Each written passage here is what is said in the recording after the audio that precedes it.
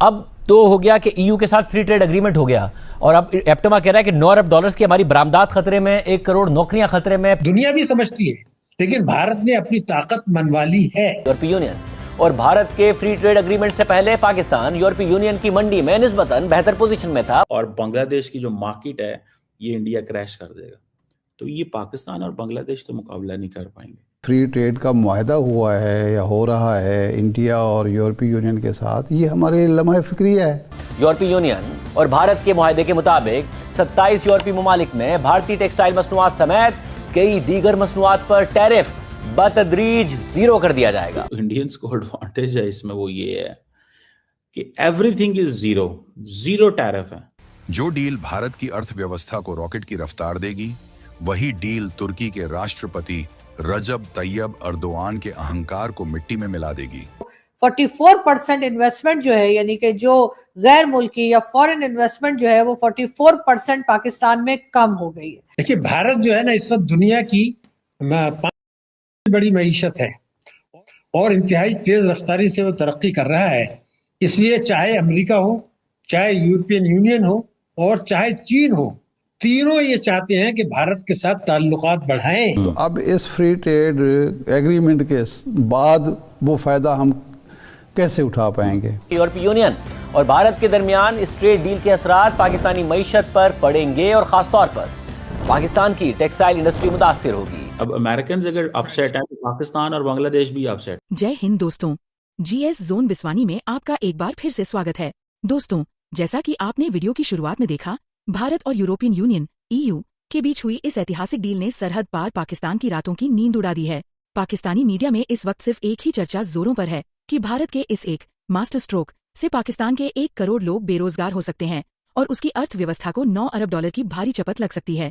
लेकिन कहानी सिर्फ यहीं खत्म नहीं होती। भारत ने इस मदर ऑफ ऑल डील्स के जरिए तुर्की को भी चारों खाने चित कर दिया है। भारत ने 2 टूक शब्दों में साफ कर दिया है कि तुर्की इस फ्री ट्रेड एग्रीमेंट (FTA) का अनुचित फायदा उठाकर अपना माल भारतीय बाजारों में डंप नहीं कर पाएगा। यानी भारत ने एक तीर से 2 निशाने साधे हैं। आज के वीडियो में हम विस्तार से समझेंगे कि कैसे भारत की यह कूटनीतिक जीत पाकिस्तान के टेक्सटाइल साम्राज्य और तुर्की की चालाकी दोनों को एक साथ खत्म करने वाली है। वीडियो के अंत तक बने रहिएगा क्योंकि ये जानकारी हर भारतीय के लिए गर्व की बात है। यूरोपीय यूनियन के दरमियान दिफा, सलामती और अरबों डॉलर के आज़ाद तजारती मुआहदे पर इत्तेफाक एक बड़ी सिफारती पेशरफ्त के तौर पर सामने आया। यूनियन के मुताबिक दिफा और सलामती पर सालाना मुज़ाकरात होंगे, जबकि तजारती रवाबित को मजीद वुसअत दी जाएगी। मुबस्सिरीन के मुताबिक ये पेशरफ्त खित्ते में ताकत के तवाज़ुन को मुतासर कर सकती है, खास तौर पर ऐसे वक्त में जब जनूबी एशिया पहले ही अदम इस्तेहकाम का शिकार है। और इस मुआहदे से जनूबी एशिया में ताकत के तवाज़ुन और खित्ते की इक्तसादी सूरत हाल पर किस हद तक असर पड़ सकता है? बहुत शुक्रिया आपका। देखिए, भारत जो है ना इस वक्त दुनिया की 5वीं बड़ी मईशत है और इंतहाई तेज रफ्तारी से वो तरक्की कर रहा है। इसलिए चाहे अमेरिका हो, चाहे यूरोपियन यूनियन हो और चाहे चीन हो, तीनों ये चाहते हैं कि भारत के साथ ताल्लुकात बढ़ाएं। बिल्कुल ये वाज़ेह है कि भारत जो भी हिकमत अमली अपना रहा है उससे ये समझना है कि वो दुनिया को धोखा दे रहे हैं, ऐसी बात नहीं है। दुनिया भी समझती है, लेकिन भारत ने अपनी ताकत मनवा ली है। अब मैं आपको अर्ज करता हूँ, यूरोपियन यूनियन के साथ जो मुआहदा हुआ है उसके बाद यूरोपियन यूनियन ने जुमला क्या कहा है उस पर गौर कीजिए। वो ये कहते हैं कि आज हम ये कह सकते हैं कि भारत और यूरोपियन यूनियन मिलकर तारीख रकम कर दी है हमने। ये कह रहे हैं। इससे पहले चीन, जिससे कि उनके ताल्लुकात अच्छे नहीं है, चीन ने उसको ब्रिक्स में भारत को शामिल किया, पाकिस्तान को नहीं किया।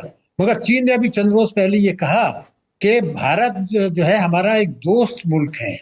अमेरिका ने उससे पहले कहा था कि भारत और अमेरिका मिलकर दुनिया बदल सकते हैं। वो कह रहे हैं कि आप जो है, हम बात कर रहे हैं डीग्लोबलाइजेशन की, वो ग्लोबलाइजेशन की बात कर रहे हैं। ईयू को बहुत ज्यादा एडवांटेज हो गया, इंडिया को बहुत ज्यादा एडवांटेज हो गया। ठीक है जी। अब 96 से 7% जो India EU exports to India है, खत्म, उसके ऊपर कोई टैरिफ्स नहीं है। इंडिया की भी 97% जो टैरिफ लाइन है वो खत्म।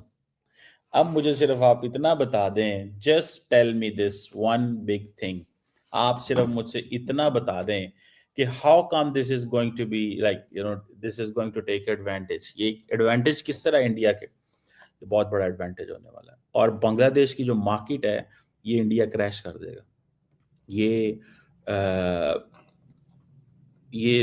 ये अब सुनिएगा, and this will be a challenge for Pakistan as well.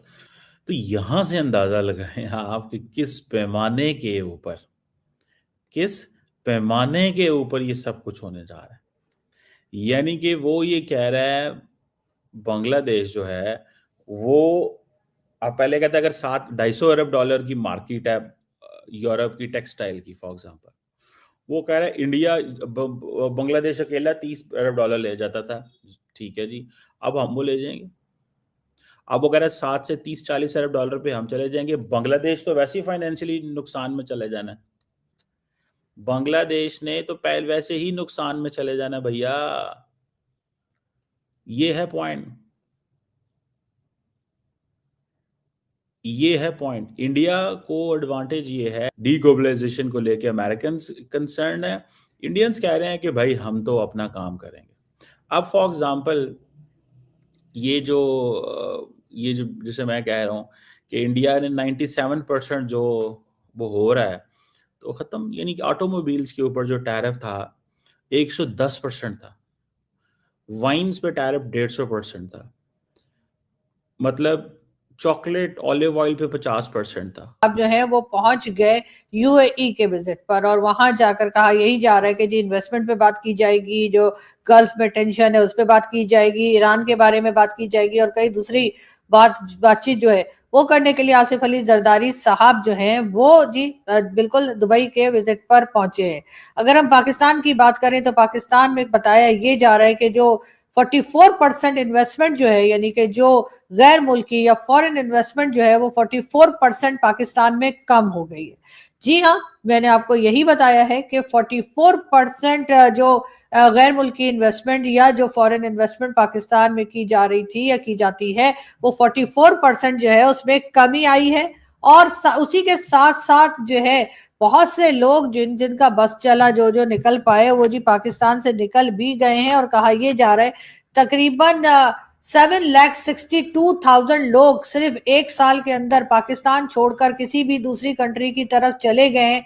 अगर कोई विजिट वीजा पर गया है, कोई पक्का गया है, किसी ने वापस आना है, किसी ने वापस नहीं आना है, लेकिन बहरहाल मुल्क छोड़ गए हैं तकरीबन 7,62,000 लोग। और हमारे जो हुक्मरान है वो कहते हैं कि जी सब कुछ बहुत बेहतरीन जा रहा है, सब कुछ बहुत अच्छा जा रहा है और कोई टेंशन की बात नहीं है। पंजाब में जी जैसे कि आपने देखा कि मरियम नवाज के बेटे की जिस तरह से शादी की फंक्शंस हुए और जो खर्चा किया गया, उसके बाद बड़ी बातें की गई कि जी पंजाब को ऐसा बना दिया वैसा बना दिया।